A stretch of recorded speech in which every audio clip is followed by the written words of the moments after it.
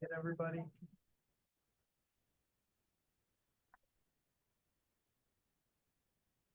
Yeah, no.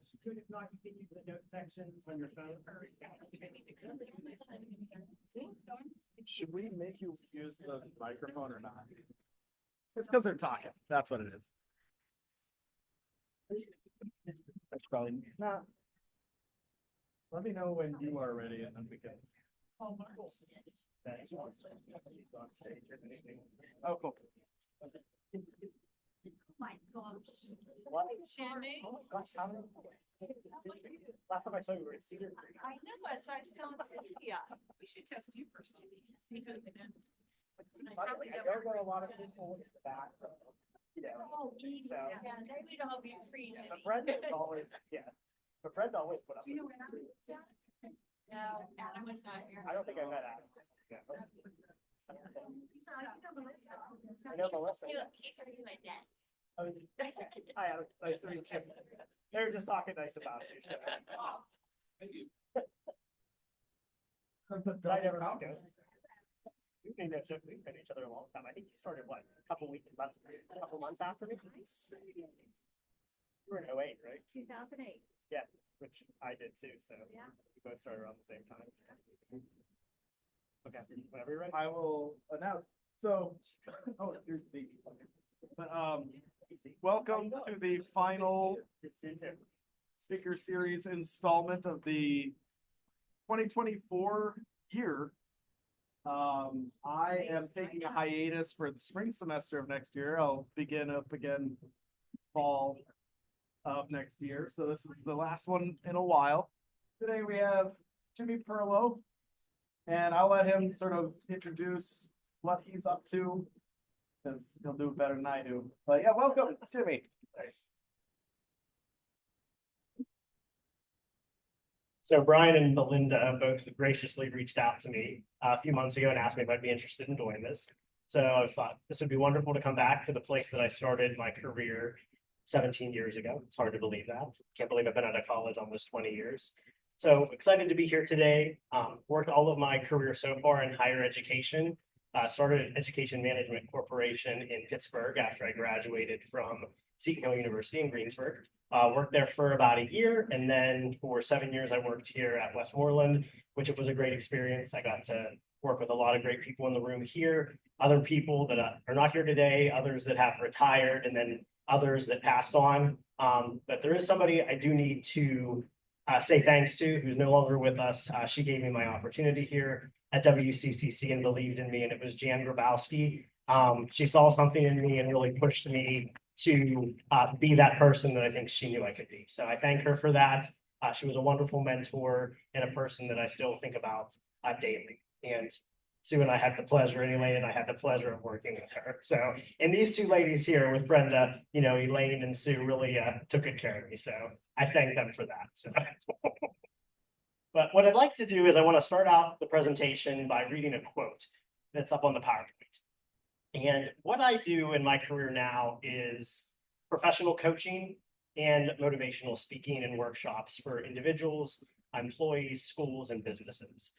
Working in higher ed for 16 years really gave me a perspective on what people go through in their life, and also having my own struggles with health, with mental and verbal abuse. I thought it was important to go into this in this next phase of my career to really help people and to teach people to have courage and really think about what they want in life and to work through the hard things that they have to go through, but also to be that person that inspires other people, that believes in them and gives them that push and helps them realize things about themselves that maybe they don't know on their own. So I want to start out by reading this, and I see that technology does not always agree with me. Wiggle the cord.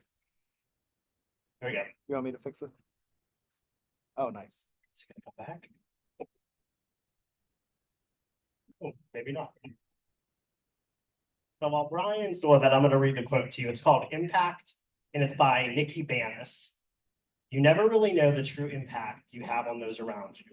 You never know how much someone needed that smile you gave them. You never know how much your kindness turned someone's entire life around. You never know how much someone needed that long hug or deep talk. So don't wait to be kind.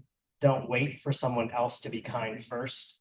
Don't wait for better circumstances or for someone to change. Just be kind, because you never know how much someone really needs it. So in the work that you all do here, you're inspiring students every day. You're making differences in their lives. But I think what we want to think about is that impact that you have and how you make people feel. They might not always remember the content that you're talking to them about or teaching them, but how you make them feel is going to be the most important thing in the work that you do, in the way that you're inspiring people, and the way that you're living your lives. So I just think it's something that's, important for all of us. Oh, geez. That's my glamour shot there. Sorry. I was actually for my aunt's 80th birthday party. We went away and there was a nice car there. So everybody was like, oh, Jimmy, stand by the nice car. Because everybody knows I like nice vehicles. Even though I couldn't even afford a hubcap on a Rolls Royce, but yeah.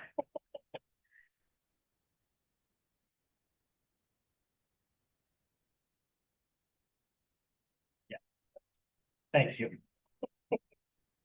Yeah, I'm not always the best with technology, so just bear with me.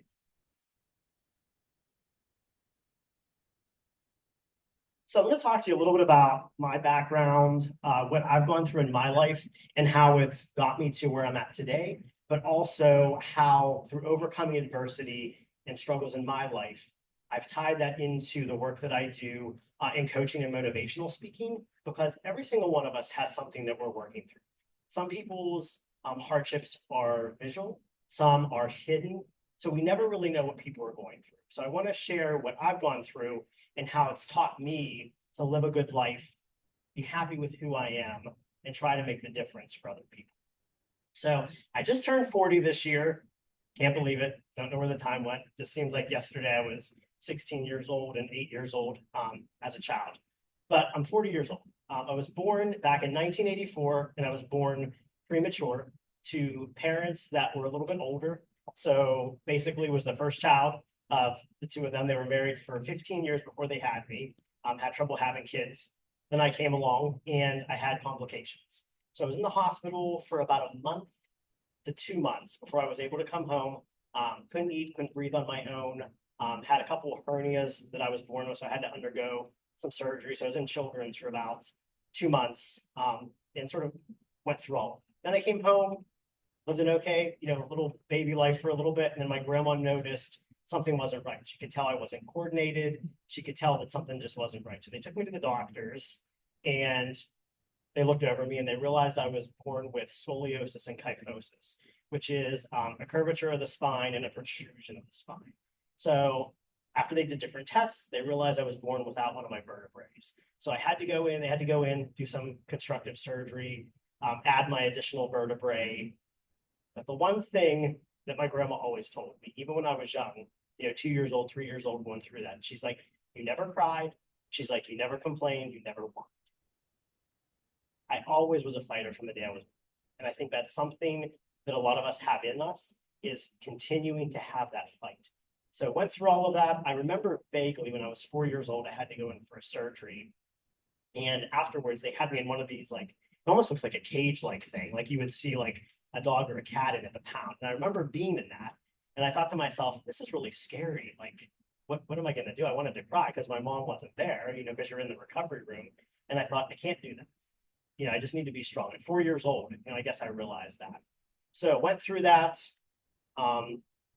Later that year, my parents got divorced, had a really messy divorce, very public, a lot of issues that were revolved around that. And of course, coming from a small town, small community, everybody talks. So of course, not only do I have health issues that I'm dealing with as a child, kids are making fun of me, picking on me because I'm in a turtle shell body cast. So of course, when I'm going to preschool and kindergarten, everybody's making fun because, I'm different.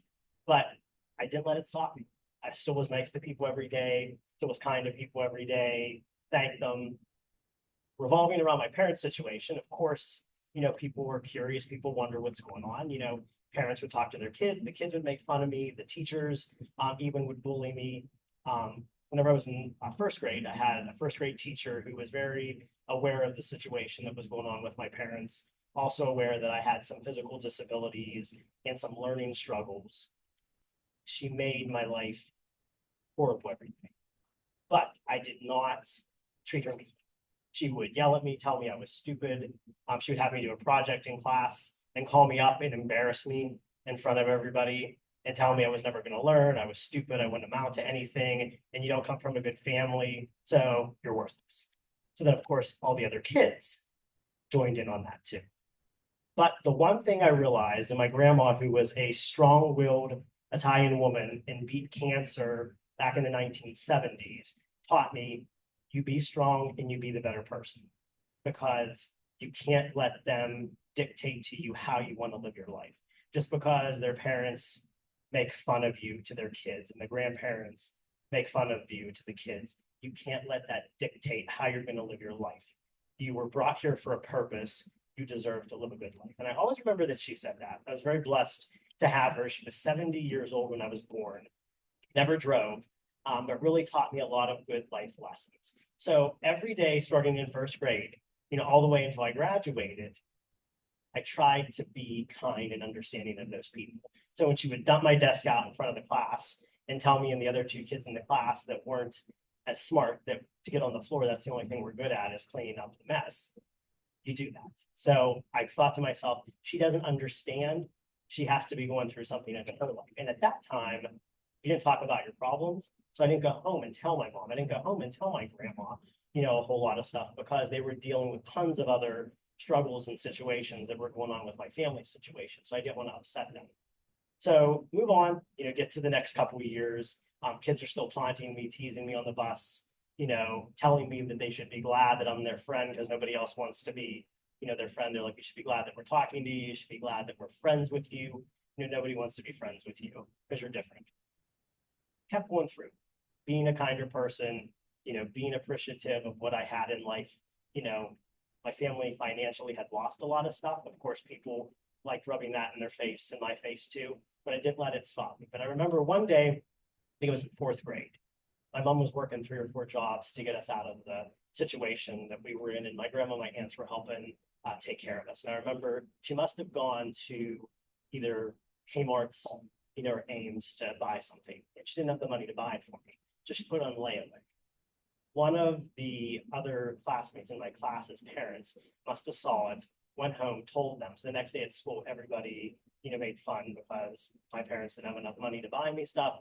We were poor, we were worthless. But I thought to myself, I'm at least thankful that my mom has the kindness to buy me a gift when financially she doesn't have the money to do it. So I was very appreciative of that. And I thought to myself, they just don't understand, they're not in the situation. And sometimes when people aren't educated on something, they make presumptions, and it's easier for them to protect themselves to do things like that. So kept going through every day, made it to middle school time, trying to think of classes that I should be taking to go to, on the track. Should I go to college? Shouldn't I go to college? And one of the guidance counselors said to my aunt and my mom, he's not college material, just have him take general classes. He'll get a basic job, and that's the life he's going to live. So don't even bother. My mom came home and she said to me, I'm going to have a conversation with you. She's like, I want to talk to you like an adult. She's like, and I want you to listen to what I'm going to say. She's like, and I'll let you decide what you want to do. She's like, do you want to just take the general classes and take the easy way out? Or do you want to work hard and show them that you can do this? I said, I'm going to work hard and show them I can do it. She's like, that's what I thought. She's like, you're not a quitter. She's like, you don't give up. So what I decided to do was to constantly work hard. If I needed to see a tutor, I saw a tutor. I worked with tutors. What maybe took somebody else an hour to do took me 2 or 3 hours. But I learned and I identified what I needed to do to be successful in those classes and in those ways so that I could do well and show to myself, but also show others I am capable of doing it. So that went on through middle school. Had to have a variety of additional surgeries throughout late middle school and into high school.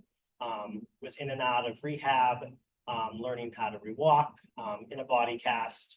So going through all of that. Then I remember to get into high school, and I'm taking the college prep classes. I had 2 wonderful guidance counselors in high school that really helped me plan a good path for success.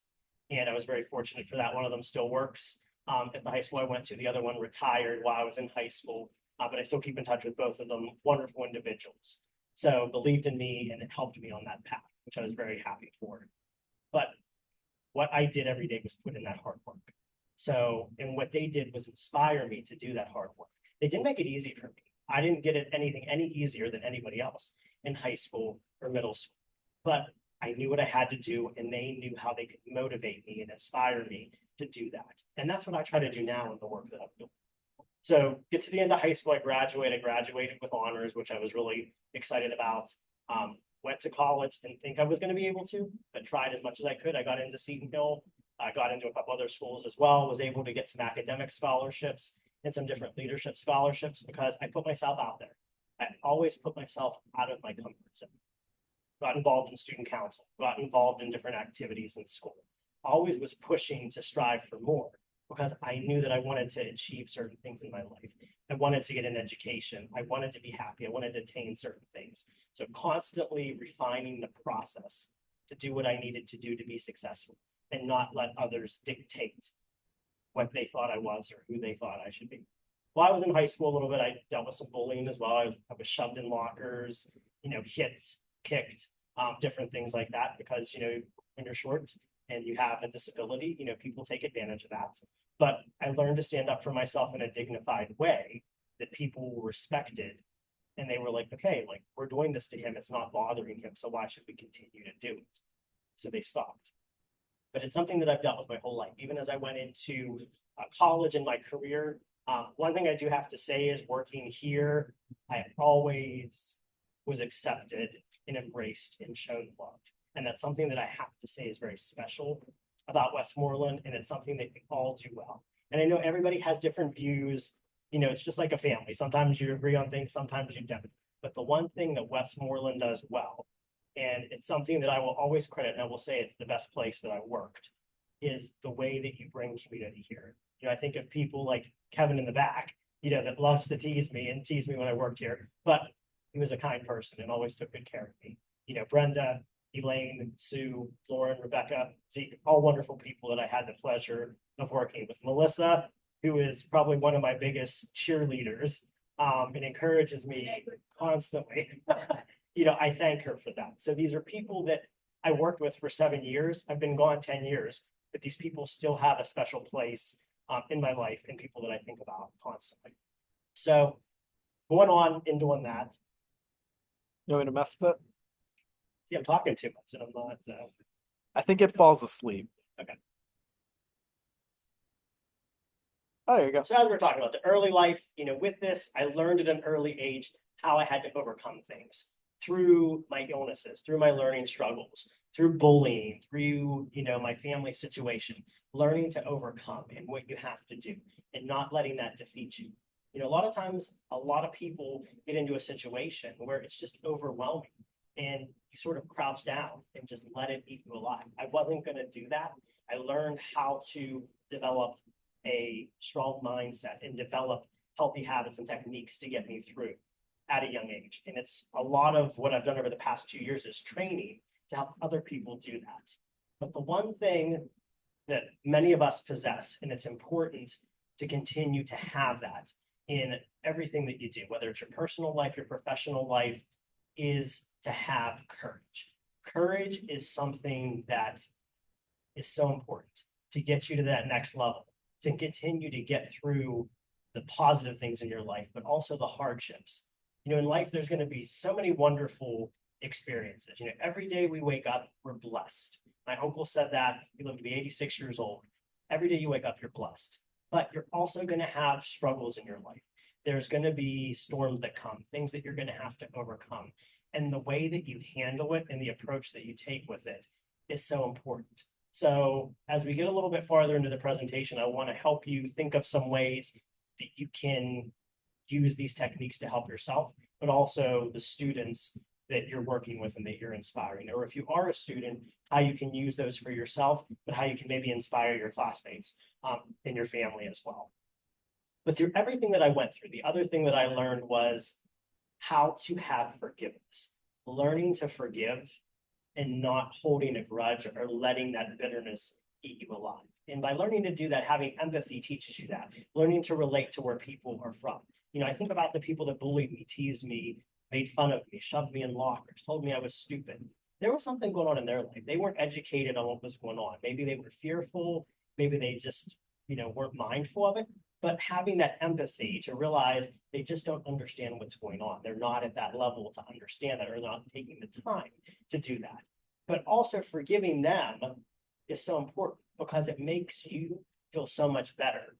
But it also is offering them that kindness and compassion that's important for life. So having that empathy for people, but also providing forgiveness. So whether it's somebody that picked on you for years, whether it's a family member that you have, a grudge with or something with, just forgiving them. It just makes things so much better and brings you to a whole other level in life so that you can actually enjoy everything around you. So just things to think about, for your future. And I learned that and it helped me so much.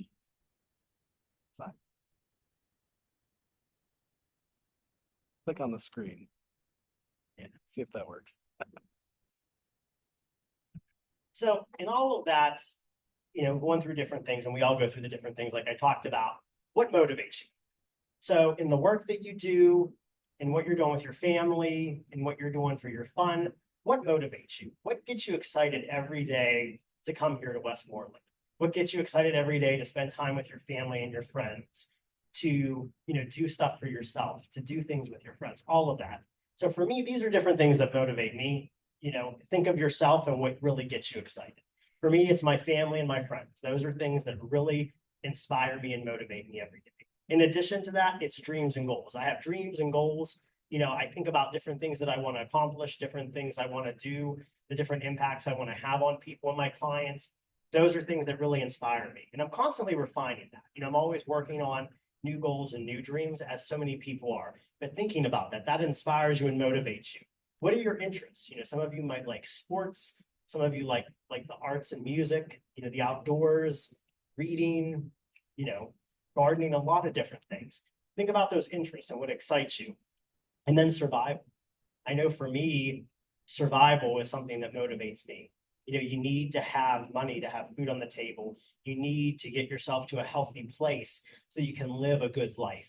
These are all things that are really important. So survival motivates me as well. And also helping others. So whether it's working with a client, whether it's doing a workshop, whether it's helping my family, this past year has been a very interesting year and a very difficult year. I had lost somebody that was very close to me. My uncle, who I was very close with, passed away, from complications to a heart condition this past year.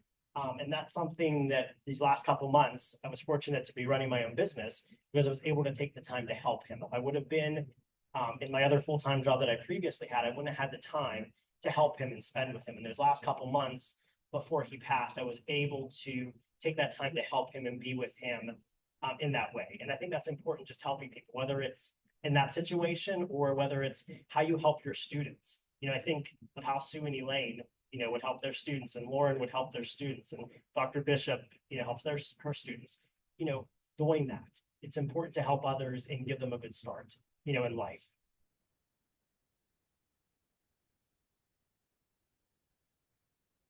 So this past year and a half, I did some different trainings in mindset and coaching. Melissa knows a little bit about this because her and I talked back and forth. I actually flew to England almost 2 years ago and spent a week and a half there and did an intense training and retreat that focused on wellness, mindfulness, and coaching. I was very fortunate to study with a group of 15 individuals who really transformed my life. I've always enjoyed a challenge, but this was probably one of the most challenging things I've done in my life. They really get you to think deeply about what's going on in your life, the impact that you want to have in other people's lives, and to really think about what you need to do to help people be successful. So a lot of it comes down to that healthy mindset, habits, and outlook on life. So really looking at your life, looking at the world around you, and having a good perspective on it. So having that positive outlook. And I'm not saying to not acknowledge things that are negative in life, but how you handle those situations and the mindset and the way you focus it and frame it is so important. So whether it's trying to get myself to that or working with a client, it's so important to really have a positive, growing mindset and trying to continually learn and be successful and helping inspire people to do that. Maybe looking at what's going really well in your life and how you want to continue with that, or what's maybe not going so well and how you can change that. And thinking about the applicable ways that you can change it, not just dreaming and having that wish list, but taking the time to actually work with yourself and work with a coach or a person to develop that, to come up with it, and then to be held accountable. So a lot of what I do is helping people figure out what they want to do and what they want to achieve, but also helping them realize that they need to be held accountable. So I do weekly, daily, monthly check-ins with my clients to make sure that they're doing what they need to do. I'm not telling them what they need to do, but I'm guiding them to realize that they need to do it on their own. So this training that I went to really inspired me. It made me learn a lot about myself and how I can do things a little bit differently, but also made me realize what I was doing well in my life already with the different, struggles and the different things I've overcome. But some different things to think about when it comes to mindset, when it comes to habits is, are you doing daily self-care? And this is something that's important. Many of you have families, pets, significant others, demands here at work that take up a lot of time, but daily self-care is so important. And having a regimen to make sure that you're doing that is going to make all the difference. And I'm not saying you need to spend 2 hours a day doing it. We don't all have 2 hours of free time, but whether it's a half hour, whether it's an hour, whether it's 20 minutes, even 10 minutes to have daily self-care techniques, it's important. And I tie that into daily non-negotiables. There are things that I have entwined in my life that are daily non-negotiables. And I'll give you an example. I work out every day with my health conditions that I have, the scoliosis and the kyphosis, which is the curvature and the protrusion of my spine. Being flexible is very important. I also was diagnosed with another condition that they never detected when I was younger, about 5 years ago. It's called ankylosing spondylitis. It's an inflammatory condition that affects your joints and your bones. It causes inflammation, causes pain, causes limited mobility. For a while, I was walking with a cane in a walker. In 1 year, I had to have the ambulance come to my house 3 times to take me to the emergency room because I couldn't move. I got stranded in Ohio in my last job because one morning I got up and I just couldn't get out of bed at the hotel. So security had to let them in. They had to take me to the ER. So exercise for me is important because I know I need to move every day. And I can't always go to the fitness center that I go to and spend an hour a day. Sometimes I might only be able to do a 15-minute walk or 20-minute worth of stretching, but I do it and I'll adapt it. But having that regimen implemented and doing that, whether it's fitness, whether it's healthy eating, whether it's you need a half hour to yourself to read, whether it's, okay, we're going to do a half hour of family time because that really, inspires you and makes you excited, do it and hold true to it. Don't slack from it, because when you slack from it, sometimes it stops and you don't continue with it after that. So in addition to that is setting boundaries. This is something that's really important. And I didn't learn this until a little bit later in life. Boundaries as far as not being mistreated, I learned early. But as far as other things, sometimes boundaries are a little more, boundaries are a little more important. So what I tell people is, if you want to work till 5 or 5:30, and somebody's like, well, I need you to stay till 6, or I need you to do this, I need you to do that. You need to have firm boundaries. I'm not saying be mean to people or be rude to people, but be strong in your boundaries. A lot of times, since I'm single, I don't have any kids, and I live around all my family, sometimes they think that I'm available 24/7. And as much as I like to be, sometimes I just have to say, hey, I'll do that tonight, but some of the other stuff I'll have to get to tomorrow, or, hey, I really can't do that tonight. Can we do that, another day instead? And before, I would feel horrible about it. And even like with work, if I couldn't work in events, I worked in fundraising and development for 8 years. It's a very demanding job because you need to be at your donors' mercy, as far as when you're available. There's tons of different gala events and special events to go to, which are lots of fun. But sometimes that's out of your regular work day. So I would participate and do a lot of them, but sometimes it's like, I can't do every single one. And a lot of times because I was single and didn't have kids, they would think, well, Jimmy will do all the events.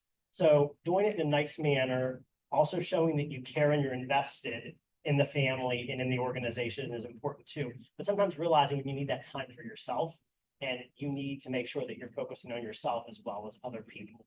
So making sure you're doing that, and then also believing in yourself. That's always so important. So whether you're working on an advanced degree, whether you're doing a project at home, whether you're parenting and you're not sure if your parenting styles going 100%, you need to believe in yourself. And I think the one thing that all of you can do as well, as you're talking with the students, whatever capacity you are, is showing them that you believe in them, but also helping them realize how they can believe in themselves. Not everything in life is going to work out the way you want to. You're not going to ace every test. You're not going to get every job you want. You're not going to, have the perfect relationship that you want all the time. But believing that you can achieve certain things. Maybe this doesn't work out, but the next thing will. That's the important thing. Realizing that it's okay to make mistakes, but then refine it and work towards that next goal. So just making sure that people always believe it's really important. So some examples of, healthy mindset stuff and daily habits. I just have these marked down as I journal every day. I write down things that are important to me, things that I like, things I'm working towards. And then in that journal, I also do daily gratitude. And this is important. This is something that I didn't do until I did my training in English. Like I always would be like, oh, glad for that. But daily gratitude list, whether you're using your phone or whether you're using a journal, it's important to do because it helps you realize how blessed you are and what you already have in your life. So whether it's food on the table, whether it's your parent, whether it's your child, whether it's your pet, whether it's the students that you're working with, practicing daily gratitude is so important, and it makes you have a more positive influence every day. So some people might think, well, writing 5 or 10 things in a journal or in my tablet, like how's that going to help? But it really does. And once you do it routinely, it really does make such a difference for you and other people. In addition to that, personal and professional development. I challenge myself every day to learn something new. I spend an hour a day learning something new, whether it's a podcast I'm listening to, whether it's a new technique I'm doing. That's my professional development personally. I'll try different exercises, I'll try different meditation. So do your personal and professional development. Here at Westmoreland, they offer you opportunities to professionally develop, whether it's speakers that are coming in, whether it's trainings, conferences, webinars. Take advantage of that. If the school or your employer is offering you that, take advantage of that. Students, if the school is giving you an opportunity to do that, take advantage of it, do it. Look for ways to develop yourself professionally with internships, clinicals, and things like that, so that you can meet people and make those connections. And like I said, with the personal development, try new things, whether it's fitness, exercise, walking, push yourself to do that and, excel yourself. Going back for an advanced degree that maybe you didn't think you were able to do. In addition, like I said, some other examples are exercise. And then in addition to that is meditation. A lot of people think that meditation really doesn't help. Does anybody in here meditate at all? Anybody ever tried it? Tried it. Tried it. It's something that I highly recommend, and it doesn't work for everybody because everybody's interest and personality style is different. But for me, it's something that I do daily for 10 to 15 minutes. I just pull the call map up on my phone. I go into my office, put on the call map, turn on my salt rock light, and turn off the regular light, and I meditate for 10, 15 minutes, and it really helps me. So whether that's something that you want to do, whether you want to go for a walk and you consider that meditation, go sit by a stream or go to the park, just do something to sort of get you reset. In addition, podcasts, are the new biggest thing. I really enjoy listening to podcasts. I pull them up on Spotify, variety of things, Apple Music. There's so many different podcasts out there that you can learn different things about your careers and how to help yourself in your life. And then time with family and friends. This is something for me that's really important. I like my personal time, but I also like my time with my family and friends. So whether it's dinner, whether it's breakfast, whether it's, a lot of my family lives out of state. So whether it's Zoom or Skype, we do that. And it's a way for us to stay connected and sort of share with each other what's going on in our lives.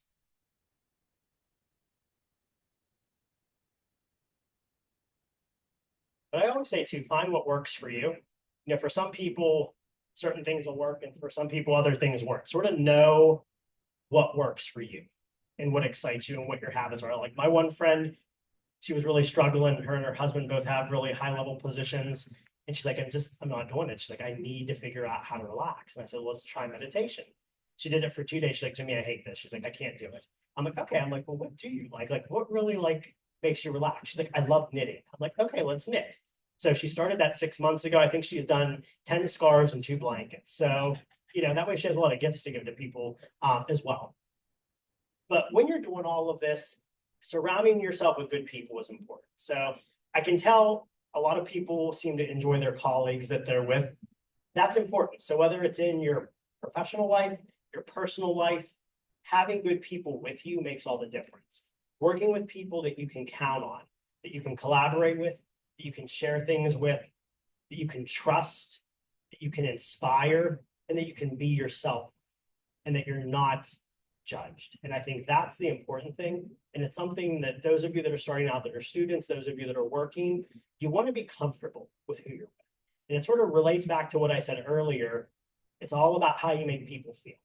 We congregate with people that we feel good with, people that make us not feel good about ourselves, that make us feel inferior, or that stress us. We seem to not want to connect with as much. Surround yourself with good people, but also challenge yourself to meet people that have different views and perspectives as well, because I think it's going to open your mind to a variety of different things, and that might make you connect with that person. But finding that community, like I said, is really important.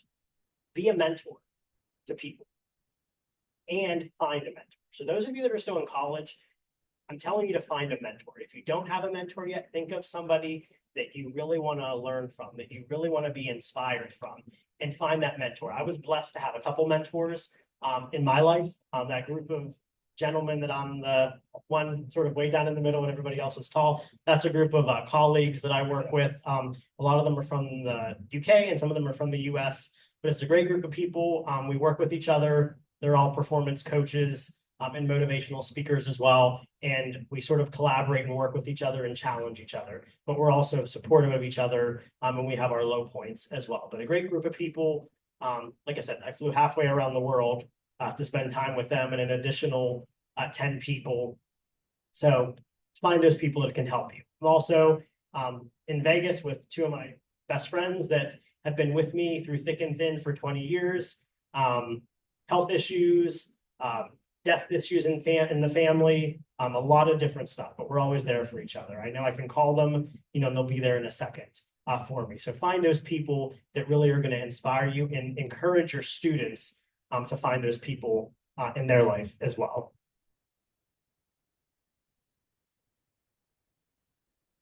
So this is one of my mentors. This is one of my professors from Seton Hill.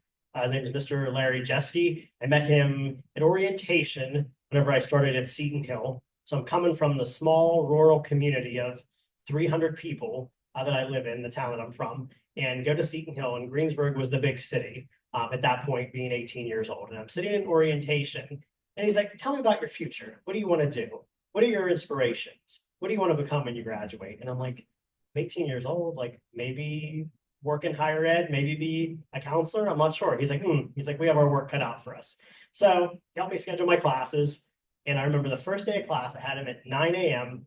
in Laura Hall. There's a classroom on the end, had a blackboard still, no overhead projector, and hard wooden chairs. So I felt like I was in like my CDC class back at the Catholic Church. So walk in there, he comes in, he's sitting on the edge of the desk, and he's talking to us about all of the, projects that we're going to be doing, everything that we're going to have to do for the year.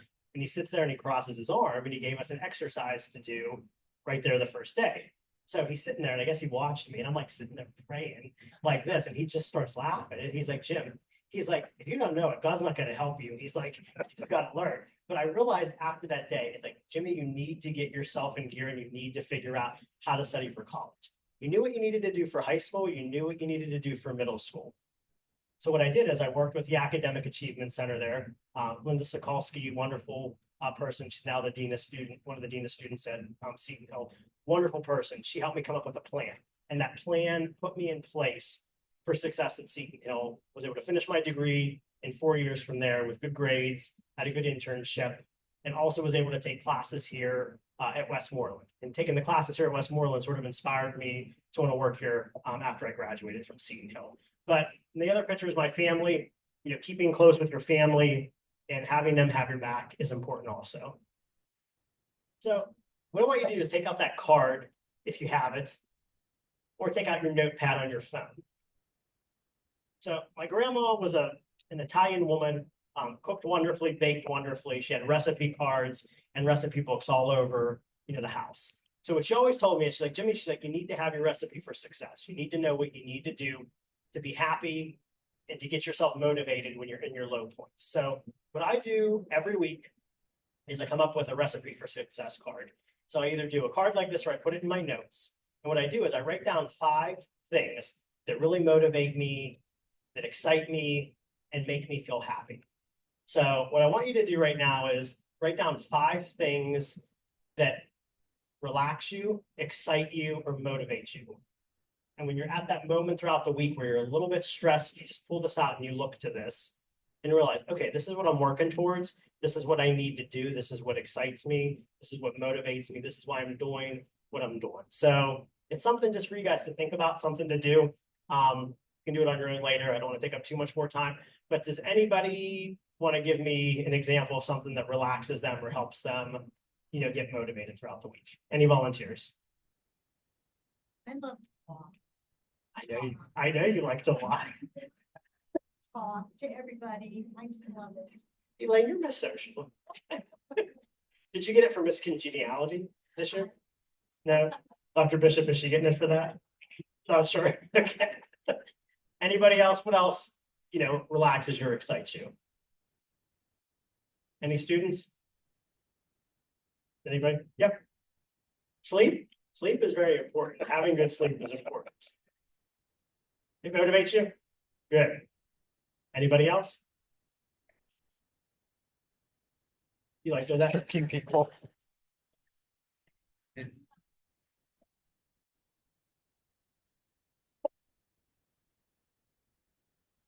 Boy, can you repeat it for me again? It's a choking. Yeah.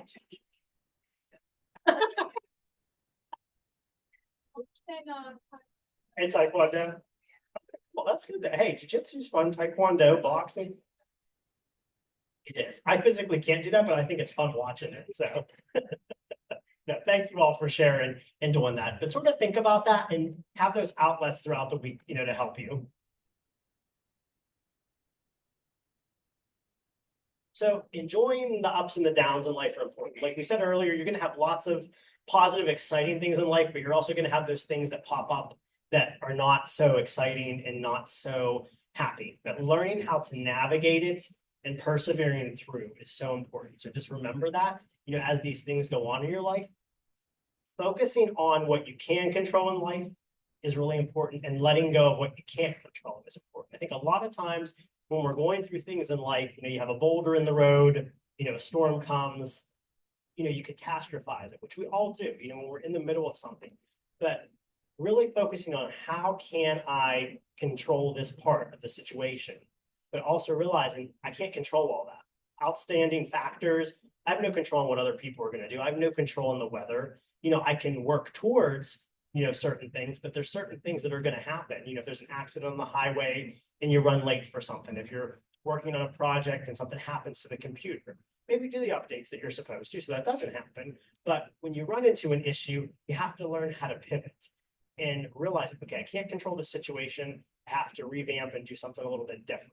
And that's going to help you a lot. And one of the things that I've practiced is stoicism. It really teaches you how to be in the moment and sort of have control of your emotions. It's one of the practices that I follow with my mindset coaching and things like that. So the impact quote we talked a little bit about earlier. And I think one thing I want you to think about when you leave today in the work that you do is, what impact do you want to have on others? And what impact do you want to have on yourself? So in the work that you're doing, when you're working with your students, when you're working as a team, when you are a student and you're working with your classmates, and your professors and things like that, what impact do you want to have? How do you want to inspire others? And how do you want to live that life daily? What do you want to do every day of your life that's going to make you happy and also be able to help other people as well? I'm going to show you a video clip.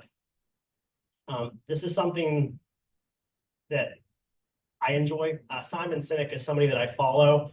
He's a business leader author and spokesperson that talks a lot about leadership, making people feel good. And I want you to listen to what he has to say and think about how you can tie this into the work that you're currently doing, but also going forward, how you can do this as well.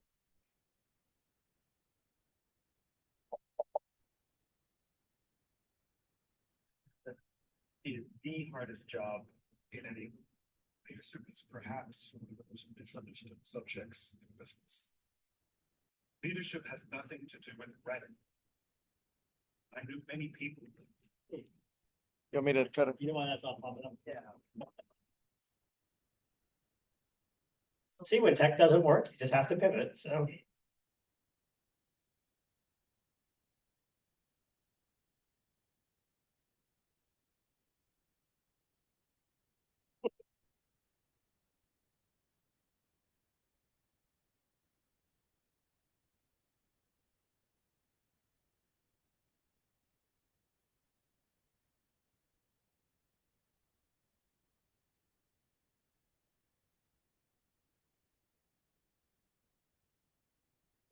At the highest levels of an organization who are not leaders.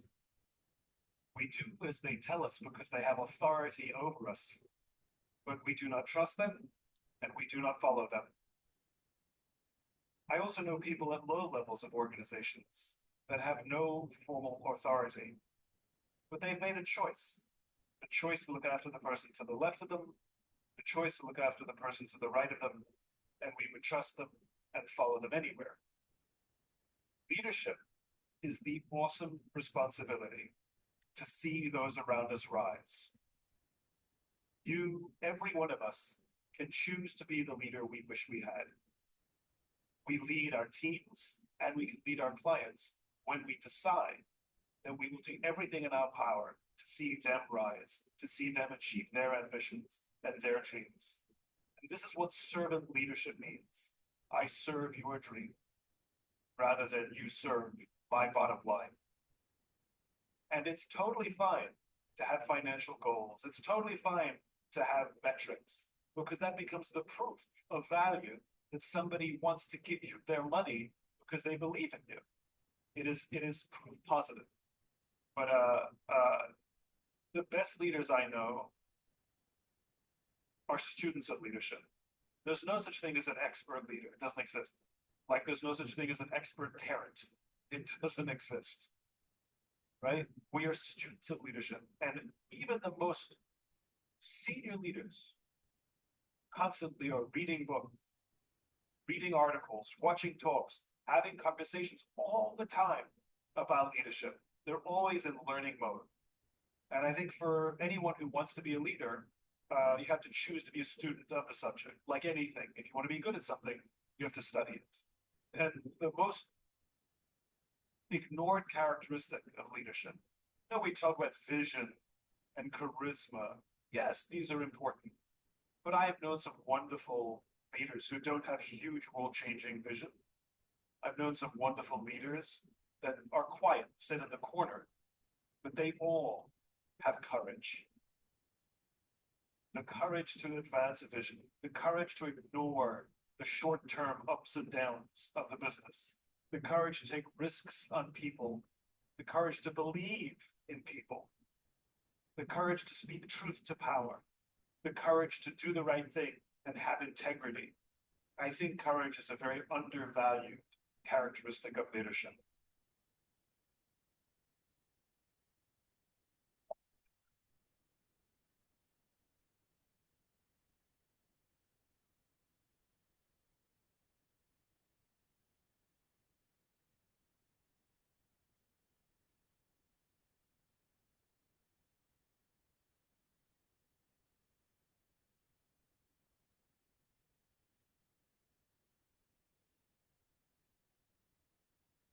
So it just sort of showed you that video just to sort of tie into a little bit of the different things that we were talking about. So what did any of you get from that video? Anybody want to say anything that they learned from that or anything that they think is important that Simon talked about? Anybody? Yes. Yeah. can do well at something, you can have a lot of knowledge in something, but you're constantly learning. And I think that's the thing, you're always working towards something. I think sometimes people think, well, I'm going to college, I'm getting my degree, I'm done, I don't need to learn anymore. You're constantly evolving, constantly learning. 10 years ago, technology was so different than it was now. There's different techniques, different studies. You think of medicine and science, like just think of the advancements in medicine and science in the last, 10 to 15 years. So constantly learning, but having that courage, but then also inspiring others. So it's always so important. I think of a lot of people that have helped me in these different ways and things like that. So the one thing I'm just going to say before we end is the end of every day, there's a sunset. At the beginning of every day, there's a sunrise. I'm not always up when sun rises. A lot of times I am, but I look at that as an opportunity to make the day better for myself and for other people. And I take it as a challenge to really do a lot of good work that day. And at the end of the day, when the sun sets, I'm sitting out there sometimes with my coffee, once in a while, my decaf coffee. I think of what all has gone well for the day and how tomorrow will be the beginning of something new. So savor the nice things in life that are simple. Yeah, we all want nice things. We all want to do fun stuff, but savor the simple things. Family, time with people, nature, having food on the table. Appreciate those things about life. Appreciate those connections that you have with people. If somebody drops something, ask them if they need help. You see somebody and they don't seem like they're real happy, maybe say hello to them. Always be kind to others.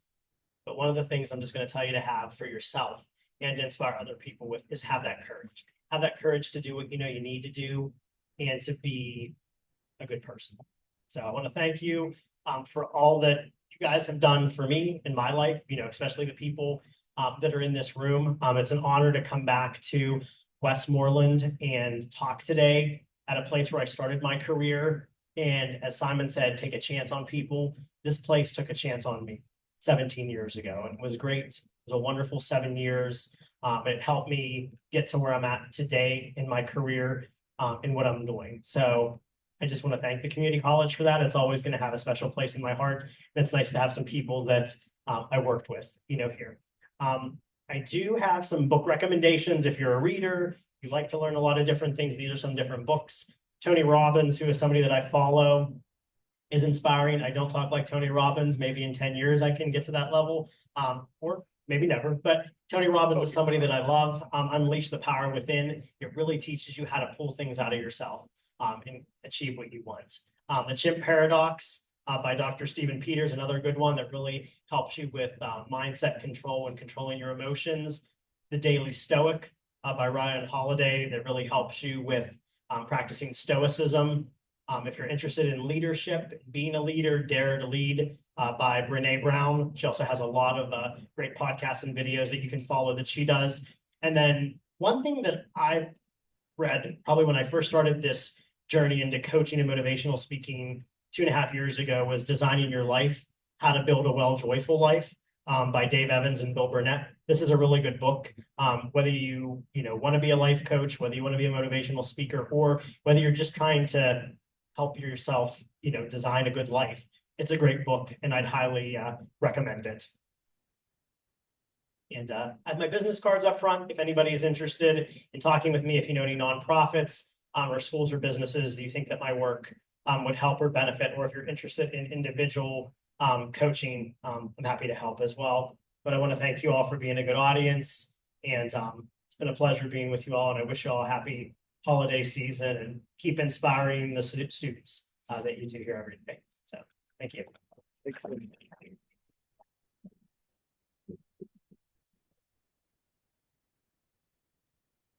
Thank you. Press the button.